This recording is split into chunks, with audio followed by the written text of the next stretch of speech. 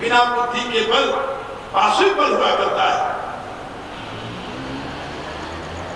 जैसे हनुमान जामवंत की सलाह से काम करते हैं, ऐसे ही जब लंका में युद्ध का नगाड़ा बज जाता है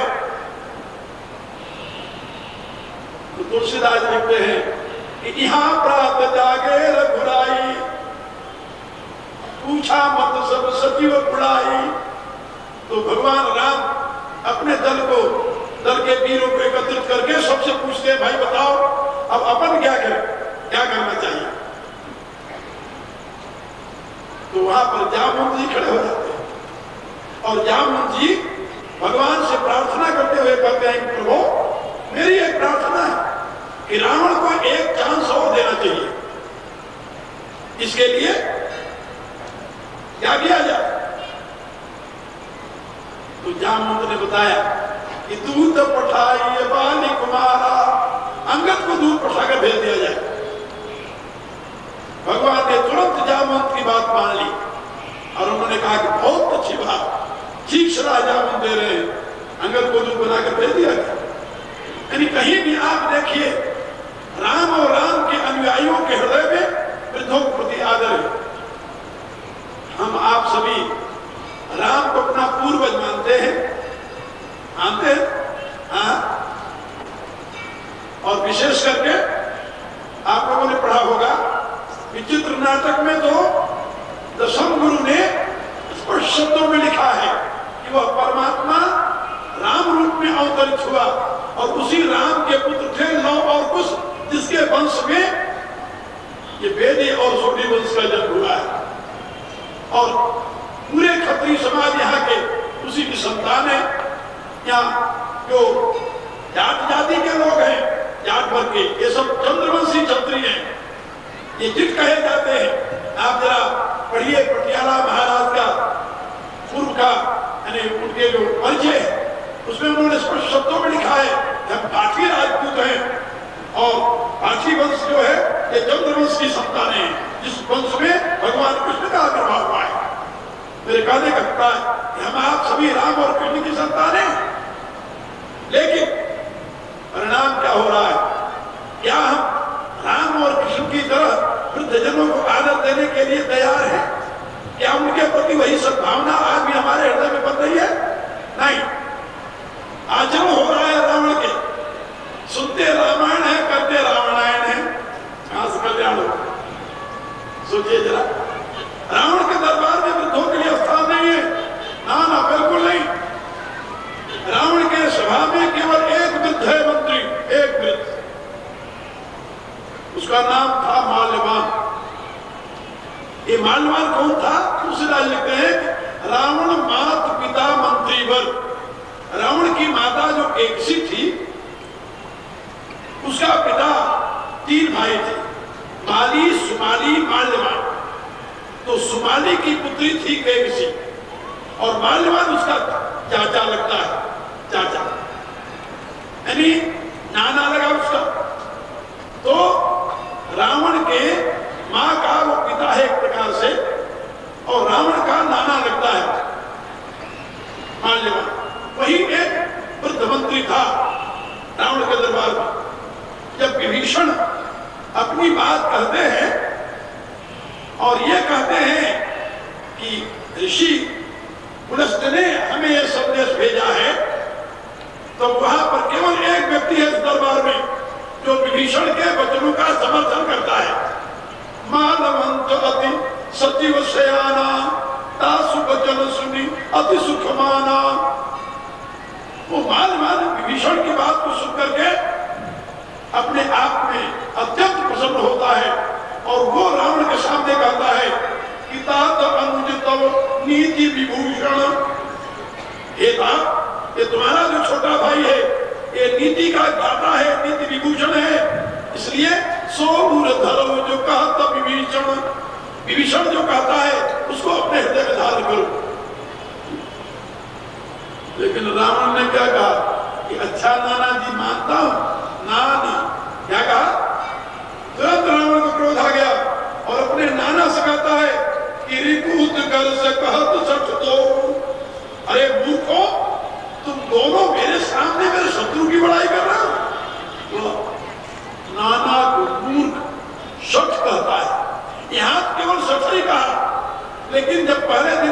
हुआ और पहले दिन के युद्ध में आधी सेना उसकी मर गई, तो रावण ने अपने मंत्रियों को बुलाया और मंत्रियों को बुलाकर पूछने लगा, बताइए अब क्या किया जाए? आधी सेना मर गई है एक दिन के युद्ध में, आगे क्या होगा? तो माल्यवंत ने कहा रावण मेरी प्रार्थना सुन तू। हिरण्याक्ष भ्राता सहित मधुकैटभ बलवान, जो मारे सोई अवतरे कृपा सिंधु भगवान। आज जिस परमात्मा ने, जिस विष्णु नारायण ने हिरण्यकश्यप और हिरण्याक्ष का वध किया, जिन्होंने मधु और कैटभ का वध किया, वही नारायण राम रूप में अवतरित हुए। इसलिए तुम राम से बैर मत करो। आपको फिर क्या किया जाए? आप सुत कहो राज समर्पित जाए भजे रघुनाथ। क्या सीताराम को लौटा दो और ये राज मेघनाथ को सौंप दो और तुम जाकर वन में भगवान का भजन करो। ये युद्ध करके अपने सारे देशवासियों का नाश क्यों कर रहे हो? ये किसने कहा? माल्यवान ने। उत्तर में रावण ने क्या कहा? रावण कहता है, अरे बूढ़ भयो नत मर्दम तो ही अब जब नयन दिखावसी मोही। कहा बूढ़ा हो गया, नहीं तो आज मैं तेरी खबर ले लेता। अब चला जा मेरे आंख के सामने से, फिर कभी नहीं आया। और माल में चला गया। रावण के दरबार में या आसुरी शक्तियां जहां प्रबल होती हैं, वहां वृद्धों का आदर नहीं होता, और जहां सात्विक लोग होते हैं, श्रेष्ठ लोग होते हैं, उस समाज में वृद्धों का आदर होता है। अब आप लोग स्वयं समझ लीजिए कि अपने वृद्धों का आदर करके आप उस वर्ग में जाना चाहेंगे या उनका तिरस्कार करके उनके लिए ओल्ड हाउस बना करके उस वर्ग में जाना चाहेंगे, ये आपके ऊपर निर्भर है। अब तो भारत में ओल्ड हाउस बनाना एक फैशन बनता चला जा रहा है। जिस शहर में देखो वही ओल्ड हाउस बन रहा है, क्योंकि बूढ़े घर से निकाले जा रहे हैं। क्या कहा है? मैं आप लोगों को बता रहा था कि विभीषण की बात का समर्थन केवल एक वृद्ध ने किया, माल्यवान। लेकिन जब रावण ने माल्यवान को डांटा, तिरस्कार किया उसका, और उसे यह हाथ तक कह दिया कि रिपुत कर सर कहत सठ दो, तुम दोनों मूर्ख हो, सठ हो, दोनों हमारे सामने शत्रु की बड़ाई करते हो। और स्वयं नहीं उठा, दूरी न करो यहाँ है को। अरे कहा कोई है नहीं नौकर, इन दोनों को धक्का मार के बाहर निकाल दो। माल्यवंत ने सोचा कि भाई धक्का लगे उससे पहले उठ चले जाओ, अपनी इज्जत अपने हाथ में होती है। तो तुलसीदास लिखते हैं कि माल्यवंत माल्यवंत तो उठकर चला गया, वो अपमान नहीं सह सका। लेकिन विभीषण कहा, विभीषण पुनि कर जोरी, हाथ जोड़ करके विभीषण फिर बैठ गया। हाथ जोड़कर बैठ गए, प्रार्थना करने लगे रावण से। प्रार्थना में बहुत अच्छी बात थी, आप लोगों को मतलब की, यानी इस समय की जो स्थिति है उसको देखते हुए ही मैंने आप लोगों को ये विभीषण चरित्र सुनाने का प्रयत्न किया। याद, विभीषण एक राष्ट्र भक्त है, देश भक्त है, समाज भक्त है और परिवार भक्त भी है। मनुष्य का जीवन परिवार से, समाज से, राष्ट्र से जुड़ा हुआ होता है। वह स्वार्थी व्यक्ति जो केवल अपना सुख चाहता है, उसे परिवार, समाज और राष्ट्र की चिंता नहीं होती। लेकिन जो भक्त है, जो साधु वृत्ति का है, सज्जन है, वो अपने भोग के लिए नहीं, वो अपने परिवार, समाज और राष्ट्र के लिए सदैव चिंतन करता रहता है। विभीषण को एक भय है कि रावण के अन्याय से हमारा पूरा परिवार नष्ट हो जाएगा, पूरा समाज नष्ट हो जाएगा, पूरा राष्ट्र नष्ट हो जाएगा। और अब राम की सेना आ गई समुद्र के किनारे पर। राम को समुद्र पार करके आने में कोई दिक्कत नहीं है, क्योंकि विभीषण जानते हैं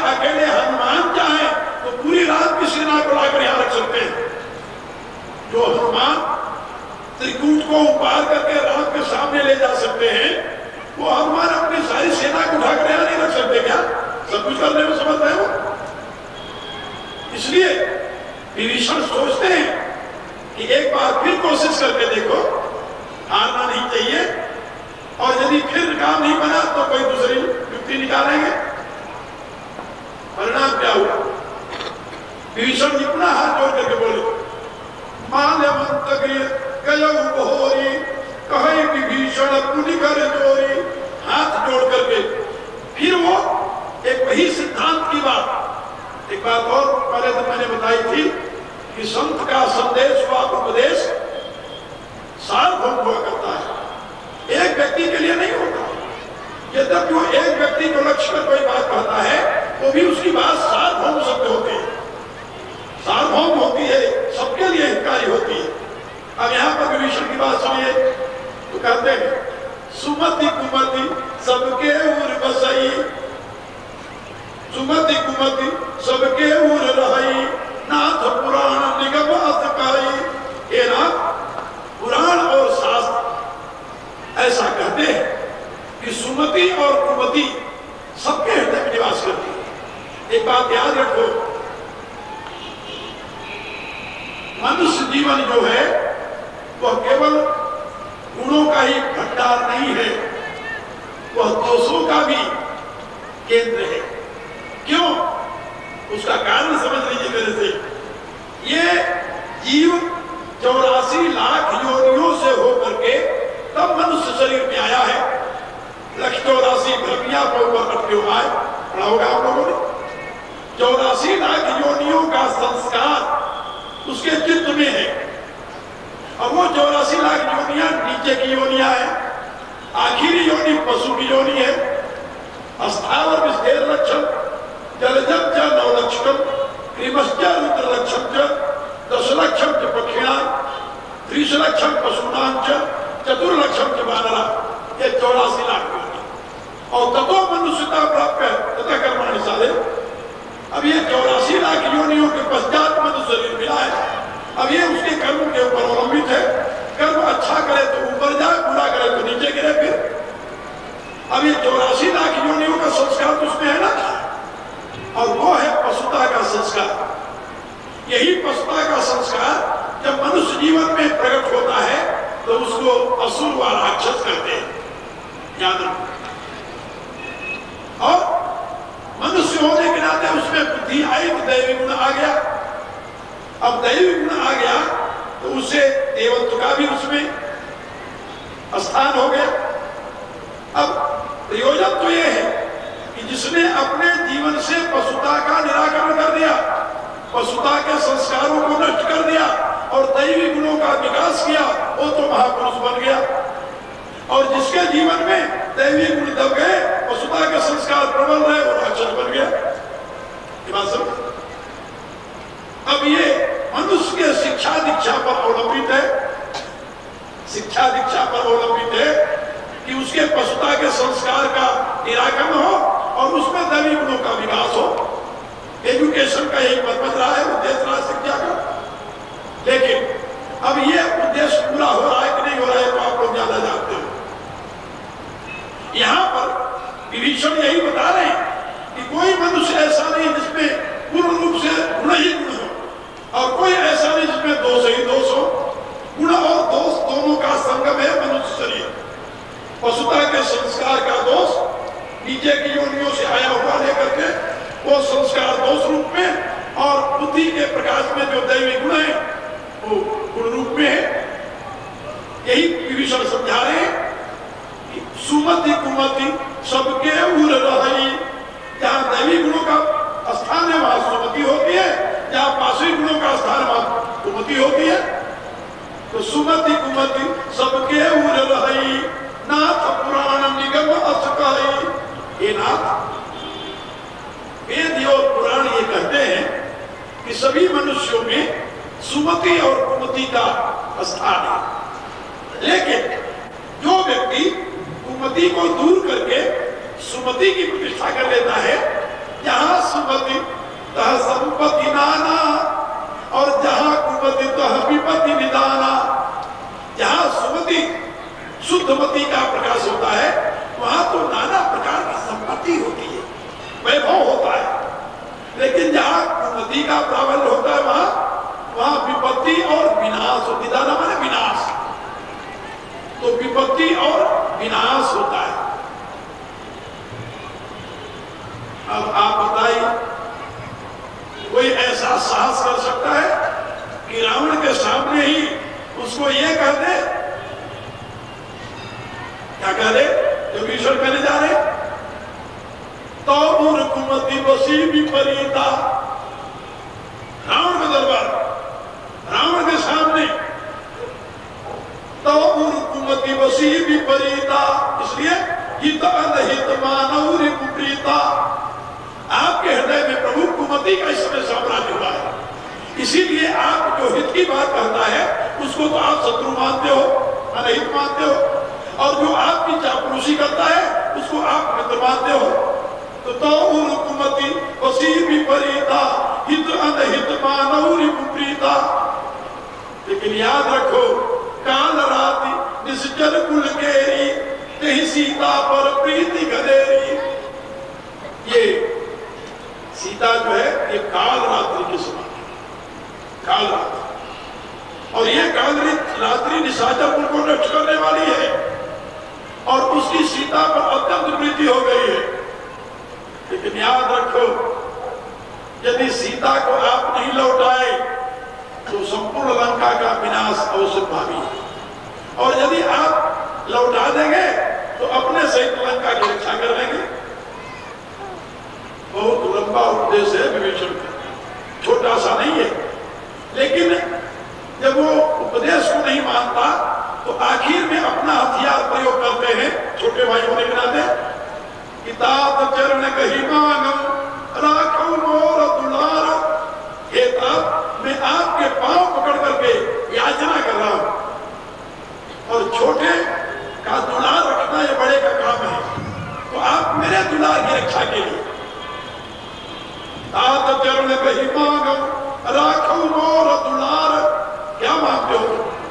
का सीता देव राम कहते तद होई तुम्हार। आप सीता राम को लौटा दें, इससे आपका अहित नहीं होगा, यानी पूरे लंका का कल्याण होगा। लेकिन मामला उल्ट ही रहा। जब ते ही कहा दे दे ही, जब कहा कि सीता दे दो तो तुरंत रावण को क्रोध आ गया, और चरण प्रहार की तुरंत उठ करके रावण ने विभीषण को एक लात मारा। वो बैठ करके प्रार्थना कर रहा था, वही एक लात मारा और ढंगाता हुआ नीचे गिर गया। लेकिन जब मारा रावण ने तो विभीषण ने ये नहीं कहा कि अब मैं तुमसे खबर ले लूंगा तुम्हारी, नहीं। उत्तर में क्या कहा? तुम पितु सरित भले महिमारा, तुम मेरे पिता के बराबर हो। भरी राज दरबार में यदि मुझे लात मार करके मेरा अपमान किया, इससे मेरा कोई अपमान नहीं हुआ। जब पिता यदि पुत्र को मारता है तो उसने अपमान की क्या बात है? तुम भी दूसरे से भले महिमारा, लेकिन राम भदे हित नाथ तुम्हारा। लेकिन अभी मैं तुम्हारे हित की बात बताऊंगा। एक बात याद रखिए, संत जिस समाज में जाता है, यदि कोई उसका आदर करता है तभी वो हित की बात कहता है, उसका अपमान करता है तभी वो हित की बात कहता है, और यहाँ तक जब उसे लात मारता है तभी वो हित की बात नहीं करता है। पहले विभीषण आए तो उनका स्वागत हुआ, अवसर जहां विभीषण आवा भ्राता जन के नावा। रावण ने पूछा तो हाथ जोड़कर बोलने लगे, मत अनुरूप कहूं हिंदा था। जब रावण ने तिरस्कार किया कि दूर करो यहाँ है पाऊ, तब भी विभीषण ने हित की बात कही, और अब लात मारा है तब भी वो हित की बात कर रहे हैं। क्यों कर रहे हैं जानते हो? तुलसीदास ने लिखा कि परम उपकार वचन मन काया, संत सहज स्वभाव का कराया। परोपकार करना संत का सहज स्वभाव है। कर्म से, वचन से, मन से सदैव परहित में लगे रहना संत की वृत्ति है। विभीषण संत है, और पूरे लंका का कल्याण चाहते हैं, पूरे समाज का कल्याण चाहते हैं, इसलिए उसके लिए हित की बात करते हैं जिसमें लंका का हित हो। लेकिन रावण उस हित को मानने वाला नहीं है और लात मारता तो कोई बात नहीं थी, लात मारकर उसने यहां तक कहा विभीषण से, क्या कहा, पूर्वसी तपसिन सन प्रीति सठ मिल जाए कि नहीं कहनीति।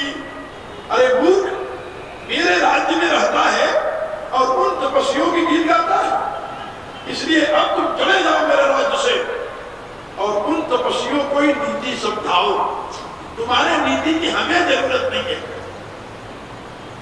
इन शब्दों में रावण ने विभीषण को राज्य से निष्कासित कर दिया। लेकिन याद रखो, केवल रावण के कहने मात्र से विभीषण नहीं चले गए। विभीषण के लंका छोड़कर जाने में एक बहुत बड़ा रहस्य था और वो रहस्य क्या था ये तो आपको हम कल बताएंगे, समय पूरा हो गया है। लेकिन एक बात मैं जरूर कहूंगा कि आप लोग इतने दिनों से विभीषण के माध्यम से मेरी बातें सुन रहे हैं, विभीषण के चरित्र के माध्यम से। लोग पूछते हैं कि जिस भाव से आप रामायण की व्याख्या करते हैं क्या तुलसी ने यही समझ करके लिखा था? तो मैं उससे बताता हूं कि ऐसी बात तो नहीं है। युग धर्म का ज्ञाता अपने धर्म शास्त्रों की व्याख्या युगानुसार करता है। मैंने गीता पर जो भाष्य लिखा है धर्म विज्ञान भाष्य के नाम से, वो अब तक के जितने पूर्व के भाष्यकार हैं उनकी मैंने निंदा नहीं की है, न कहीं आलोचना की है, बिल्कुल नहीं। लेकिन जो विचार मैंने उसमें दिया है भाष्य में अपने, वो आपको उन भाष्यकारों के द्वारा नहीं मिलेगा, क्योंकि मैंने अपने युग के अनुसार वर्तमान की उपलब्धियों को देखते हुए अतीत की उपलब्धियों का सही रूप में प्रयोग करने की दिशा प्रदान की है।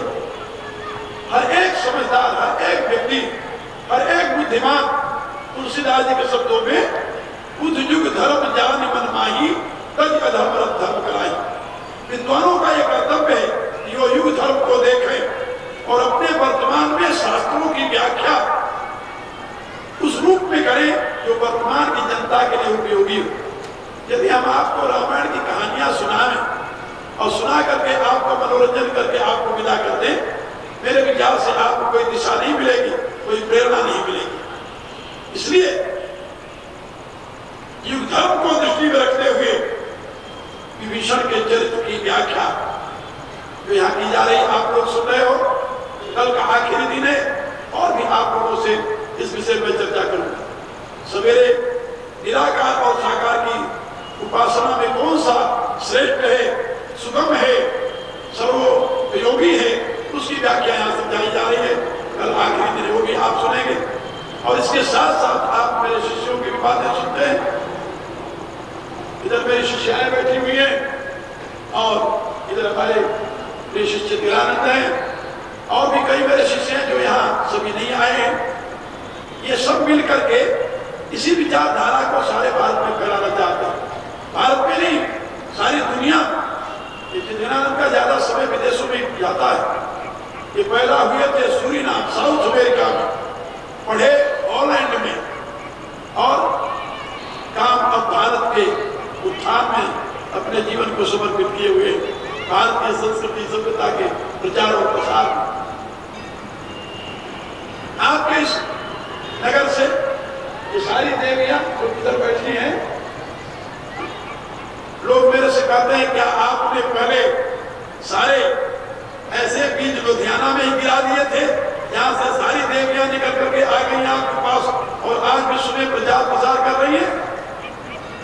हम कहा भाई हमने तो नहीं गिराए थे, भगवान ने जरूर गिरा दिया होगा, सारे बीज यही डाल दिया। ये सारी देवियां आपके लुधियाना की हैं और सभी हाईली क्वालिफाइड हैं, अच्छे परिवारों की हैं। इसीलिए मैंने लुधियाना में इन शक्ति स्वरूपा देवियों के इस त्याग और बलिदान की संस्मरण के लिए ही एक श्री महावैष्णवी शक्तिपीठ की प्रतिष्ठा की है आपके लुधियाना में, ये समराला रोड के ऊपर, जहाँ चौक है समराला चौक से थोड़ी दूर आगे, और वहां पर भुवनेश्वरी और पराशक्ति परमेश्वरी और वागेश्वरी, पानी की शक्ति वागेश्वरी, इन तीनों देवियों की जो अष्टधात की मूर्ति है उसकी प्रतिष्ठा की है। और उसमें परमेश्वरी की जो मूर्ति है, मैं तो आपसे कहूंगा कि आपको पूरे उत्तर भारत में ऐसी विशाल अष्टधात की मूर्ति और ऐसी सुंदर कहीं देखने को नहीं मिलेगी। वो श्री शक्तिपीठ की स्थापना मैंने इसलिए की कि यहाँ से ये शक्ति स्वरूपा देवियां इस महान कार्य के लिए अपने सर्वस्व को समर्पित कर सारे देश और विदेश में इस विचारधारा को फैला रही है, क्योंकि सभी हाईली एजुकेटेड हैं, इसलिए इन बातों को गंभीरता से समझती है, जनमानस में प्रचारित और प्रसारित करती है। और आप लोग भी सौभाग्यशाली हो जो इस धरती के निवासी हो।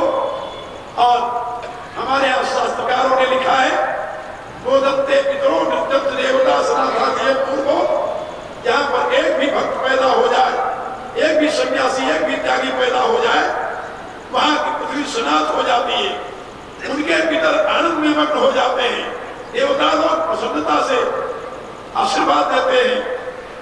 तो आप लोग भी इसी धरती को, जिस धरती में ये पैदा हुई है देवियां, इसलिए आप लोग भी धन्यवाद के पात्र हो, प्रभु कृपा के पात्र हो। और साथ ही एक बात और मैं कहूंगा कि जैसे इन देवियों ने अपने जीवन को समर्पित किया इस महान कार्य के लिए, मैं तो एक बार यहाँ आकर कहा कि भाई हमने यहाँ से मिट्टी उठाई थी गीली और उसको मूर्ति बनाकर आपके सामने रख दिया, और भी आप मिट्टियां दो हमें तो भी मूर्ति बनाकर रख देंगे। ये तो देवियां हैं, यदि देवता भी कुछ हमें इस कार्य के लिए आगे बढ़े तो उनको भी मैं ऐसे मूर्ति बनाकर आपके सामने प्रस्तुत कर दूंगा। ये मैं गर्व के साथ नहीं करता, लेकिन मैं यथार्थ करता हूं कि जिनसे आप भी व्याख्यान सुन रहे थे, उनकी मातृभाषा हिंदी नहीं है, कि आप विश्वास कर सकते हैं कि 10 वर्ष पहले हिंदी नहीं बोलते थे। इसलिए मैं आप लोगों को सिखा रहा था कि यदि आप लोग इस प्रकार के इस महान कार्य में कुछ जवान अपने आप को समर्पित करें, तो इस समय आवश्यकता है, जिसमें भारत परतंत्र था उस समय इसके ऊपर इतने संकट के बादल नहीं थे, क्योंकि इसकी संस्कृति सभ्यता पर खतरा नहीं था जितना खतरा आज एक तरफ से कम्युनिस्ट, एक तरफ से क्रिश्चियन, एक तरफ से इस्लाम और एक तरफ से बीच से हमारे राजनेता, ये चारों मिलकर इस देश के गौरव को नष्ट करने पर तुले हुए हैं। कोई कहता है ये देश एक धर्मशाला सराय के समान है, अनेक संस्कृतियों का केंद्र है, अनेक धर्मों का निवास स्थान है। उनसे जरा पूछिए कि लाखों वर्ष का पुराना भारत, आज से 1000-1500 वर्ष पहले जो धर्म पैदा हुए, जो अभी पैदा होकर के आए, ये भारत सबका निवास स्थान कैसे हो गया? यहाँ की अपनी एक संस्कृति है, एक सभ्यता है, एक धर्म है, यही राष्ट्र के अंग है, यहाँ के पूर्ण एक निवासी है।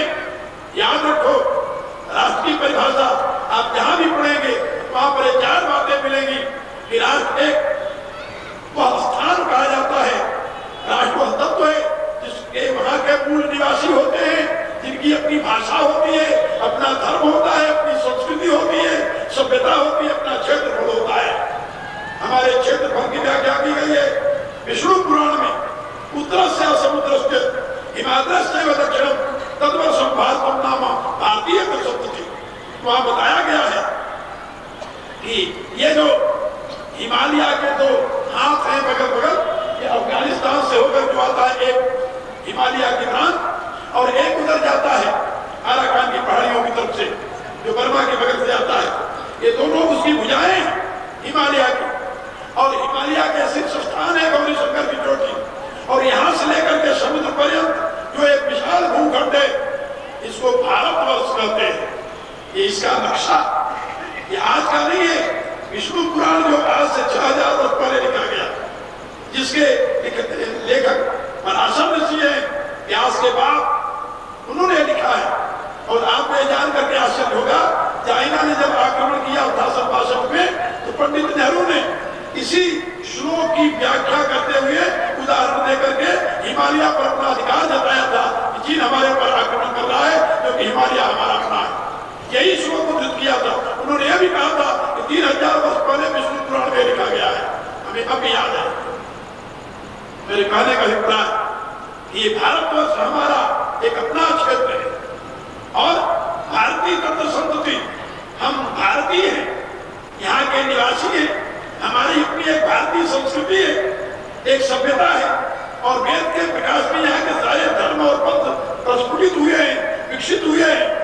इसलिए हमारा एक आधार ग्रंथ है, हमारी अपनी संस्कृति सभ्यता है, हमारा अपना गौरवपूर्ण इतिहास है, हमारा एक जीवन दर्शन है।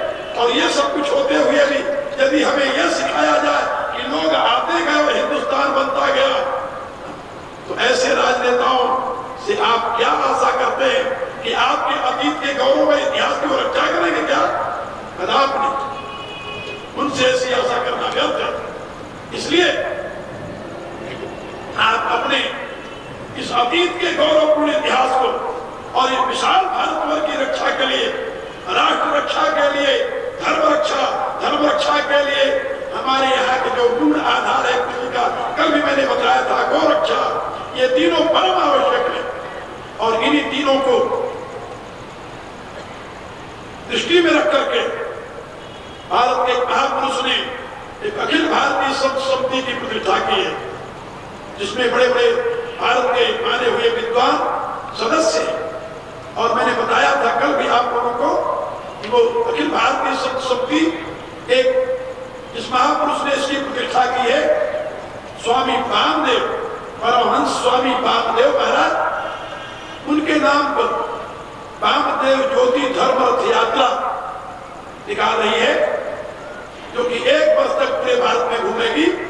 और राष्ट्र के ऊपर जितने संकट हैं, जिन जिन कारणों से राष्ट्र के विघटन की संभावना है, जिन जिन कारणों से धर्म के पतन की संभावना है, उन सब की व्याख्या करते हुए जनमानस को राष्ट्र रक्षा, धर्म रक्षा, गौ रक्षा के विषय में जागृत करने का प्रण लेकर के धर्म रथ यात्रा निकाली जा रही है। वो धर्म रथ यात्रा 9 जून को आपके इस शहर में भी आएगी। इसलिए आप लोग अभी से उसके विषय में सजग हो। मैंने अपने कुछ शिष्यों से इस विषय में कहा है और आप लोग सभी से मैं निवेदन कर रहा हूं, इस महान कार्य में, इस महान जागृति के आंदोलन में आप लोग सहयोगी बने। और आज इतना संकट धर्म के ऊपर, संस्कृति और सभ्यता के ऊपर है, उतना पहले नहीं आया। विदेशों के राज्य में तो हम सजग थे कि ये हमारे धर्म को नष्ट करेंगे, इसलिए केवल आप लोग मालूम होगा कि 1857 का वो आंदोलन क्यों प्रारंभ हुआ था, किसके द्वारा? केवल मंगल पांडे को ये पता चला कि जो कारतूस हम लोग दांत से जीत करके और भरते हैं बंदूक में, उसमें ये गाय के चमड़े की, गाय की चर्बी का है। केवल यही एक मुद्दा बना था जिसके लिए इतना बड़ा आंदोलन खड़ा हो गया था। इतिहास पढ़िए आप। और आज हम सजग नहीं है, हम सोचते हैं हमारा अपना राज्य है, इसलिए हम अपने सारे चिन्हों को मिटाते जा रहे हैं, सारी आस्थाओं के केंद्रों को नष्ट करते जा रहे हैं, सारे अपने अस्मिता के आधार को त्यागते जा रहे हैं और हम धन के पीछे पागल होकर के दौड़ रहे हैं। और लोग हमें समझाते हैं कि तुम उदार हो, अपनी उदारता को बरकरार रखो। ऐसे ही धृतराष्ट्र ने पांडवों को समझाया था कि मेरे पुत्र तो नालायक है ही, तुम लोग तो धर्मात्मा हो, तुम लोग क्यों पृथ्वी के लिए युद्ध करने के लिए तैयार हो? अरे कौरव भी तो तुम्हारे ही भाई हैं, इनको राज्य करने दो। अब तुम लोग जैसे 12 वर्ष तक वन में रह गए, वन में रहने का अभ्यस्त हो गए हो, इसलिए तुम लोग वन में ही रह गए। ये सीख दी थी धृतराष्ट्र ने पांडव। अब उस समय भगवान कृष्ण वहां बैठे थे। भगवान कृष्ण ने कहा संजय से, हे संजय, जिसने तुम्हें यह सिखाकर भेजा है कि पांडवों को कहो कि वन में ही रहे, इसी में उनका कल्याण है, ये सीख। और साथ में भी कहा था धृतराष्ट्र कि उनसे कहो कि तुम यदि जंगल में तपस्या का जीवन बिताओगे तो तुम स्वर्ग के अधिकारी बन जाओगे।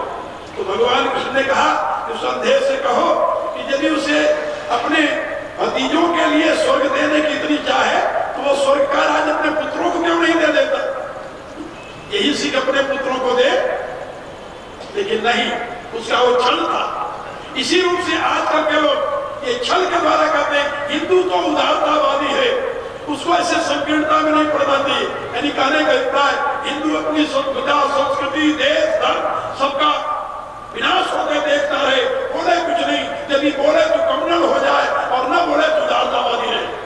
अपने विनाश लीला को देखने के लिए आप यदि तत्पर हैं, फिर तो आप उदारतावादी का अनुकरण कीजिए, और यदि आप अपनी अस्मिता को सुरक्षित रखने के लिए तत्पर हैं, तो आप अपने आप में सजग हो जाइए। यही अवसर है सजग होने का, अन्यथा बाद में पश्चाताप के सिवा कुछ हाथ नहीं आएगा।